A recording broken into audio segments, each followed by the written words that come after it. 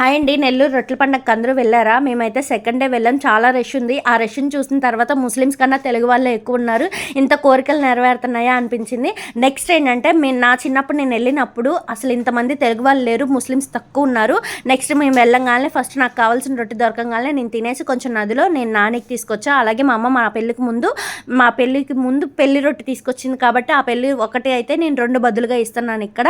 అది కూడా వాళ్ళకి ఇచ్చేసి వాళ్ళని తినిపించమని వాళ్ళ మమ్మీ అడిగారు. ఇంకా సరే అని చెప్పి తినిపించేసి పైకి వచ్చేసి దర్శనానికి వచ్చాం. 1 గంట స్టే చేసిన తర్వాత దర్శనం దొరికింది. మా అమ్మకు ఒక తావితి తీసుకొని లోపలికి వచ్చేసారు. దర్గా లోపలికి వచ్చినాక ఇక్కడ మనం కాయిన్స్ వేస్తేనే అంటే చందా మనం వేసిన తర్వాత వాళ్ళు లక్కీ కాయిన్ ఇస్తున్నారు. అది తీసుకొని సమాధులన్నీ దర్శించుకొని ఇక్కడ క్లాతులు వేస్తున్నారు. వీళ్ళు మొక్కుకుంటున్నట్టున్నారు. అంటే గ్రీన్ కలర్ క్లాతులు వేసి 12 సమాధుల మీద ఇలా వాటర్ సెంటో గంధం వాటర్ వేస్తున్నారు. ఇలా మీకు ఏమైనా తెలిస్తే కామెంట్ చేయండి. మొత్తం టోటలీ దర్గా అయితే ఇది చూసేసి లైక్ అండ్ షేర్ సబ్స్క్రైబ్ మర్చిపోకండి.